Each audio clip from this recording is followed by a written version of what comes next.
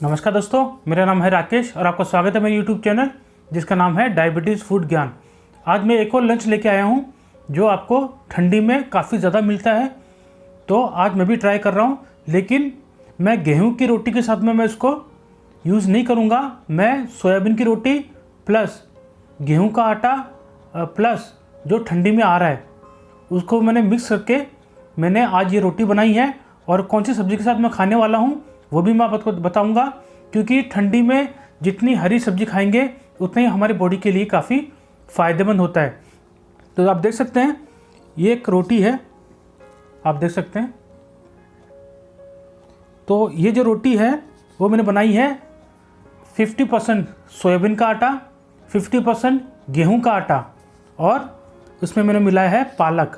आप देख सकते हैं पालक काफ़ी क्वांटिटी में है, क्वांटिटी में तो है लेकिन इतना ज़्यादा ग्राम नहीं है कि मैं आपको बोल सकूं कि ऐसी रोटी खाने से हमारी शुगर नहीं बढ़ेगी। अगर आप गेहूं की रोटी के साथ में अगर आप पालक को मिक्स करते हैं, ऐसी रोटी बनाते हैं, तो पालक का कोई यूज़ नहीं होने वाला, आपकी शुगर बढ़ने ही वाली है।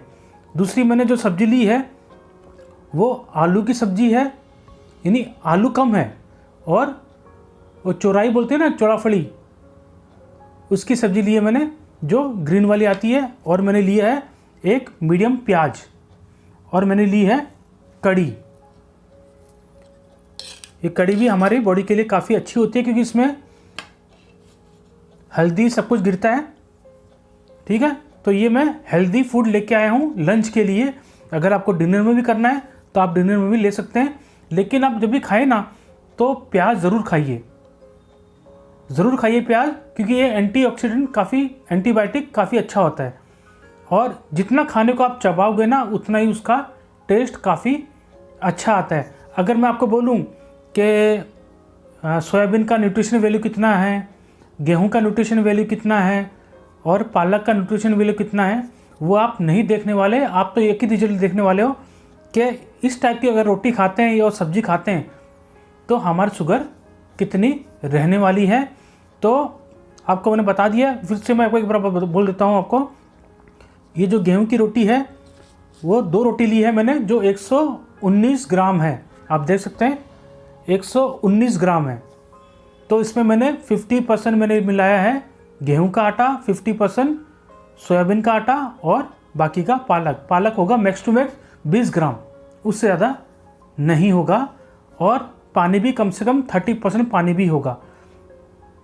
तो आप अंदाज़ा लगा सकते हैं कि मैंने कितना आटा लिया है। और मैंने सब्ज़ी ले ली है, कड़ी ले ली है और प्याज ले लिया है। तो आज मैं एक और चीज़ करने वाला हूँ कि आपको प्रूफ दिखाना चाहता हूँ और मुझे भी पता चले कि मैं कहाँ गलत हूँ, कहाँ सही हूँ। ये डॉक्टर मोरपिन का ग्लूकोमीटर है, ये डॉक्टर ट्रस्ट का है। अब मैं क्या करूँगा, दोनों का मैं अपना शुगर चेक करूँगा। अगर सपोज़ डॉक्टर मोरपिन का मेरी शुगर आती है 100 और इसमें आती है 120, डॉक्टर ट्रस्ट में आती है 120, फ़र्क आ गया 20 का, वो कोई ज़रूरी नहीं है।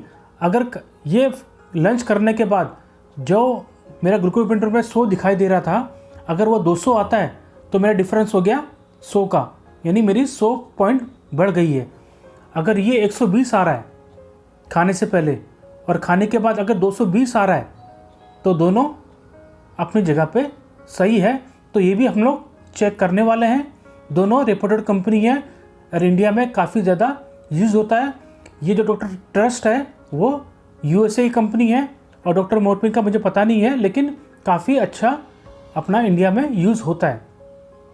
ठीक है, तो पहले मैं अपना हाथ साफ़ कर लेता हूँ क्योंकि मैंने रोटी पे भी अपना हाथ मैंने टच किया था। तो मैं पहले अपना हाथ साफ़ करके फिर मैं आपको मिलता हूँ। तो मैंने अपना हाथ एकदम क्लीन कर लिया है। तो सबसे पहले मैं अपनी शुगर चेक कर लूँगा। इसको रखता हूँ मैं साइड में।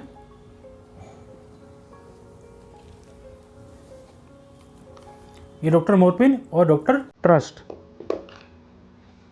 दोनों में पहले अपना जो स्ट्रिप्स है वो दोनों लगा देता हूँ।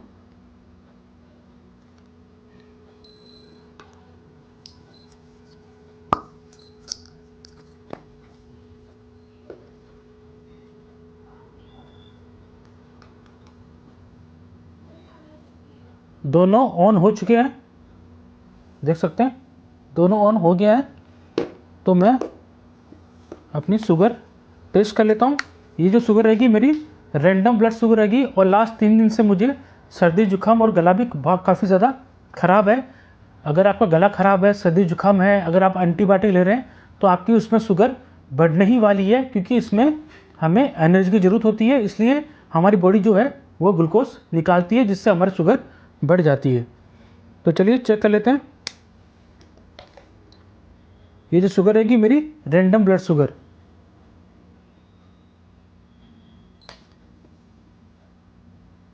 मैंने एक ही ब्लड से दोनों टेस्ट किया है।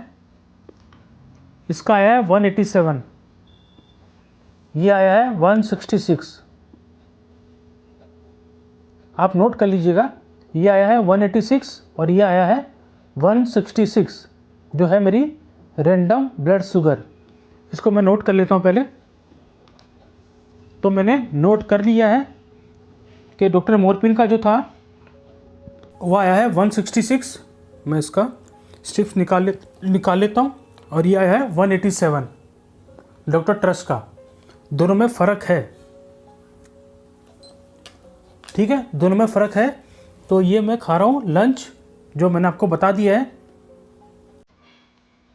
तो उसको मैं खा लेता हूँ, फिर मैं मिलूँगा आपको 2 घंटे बाद।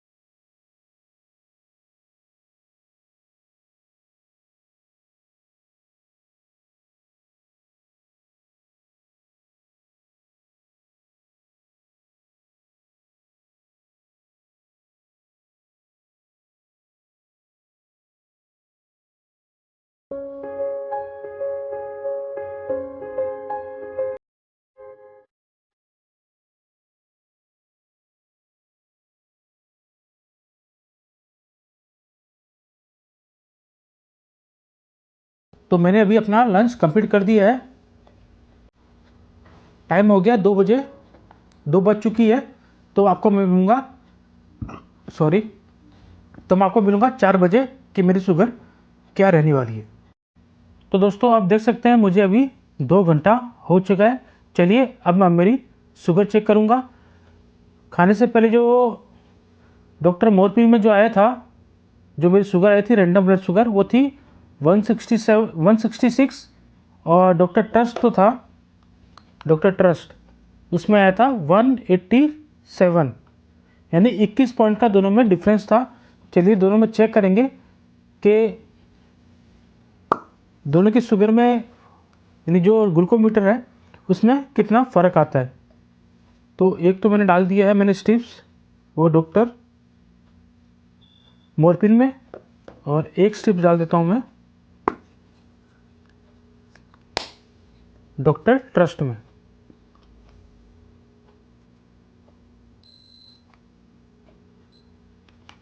दोनों ऑन हो गए।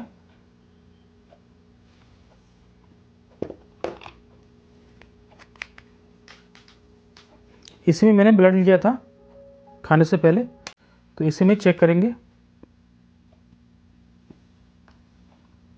तो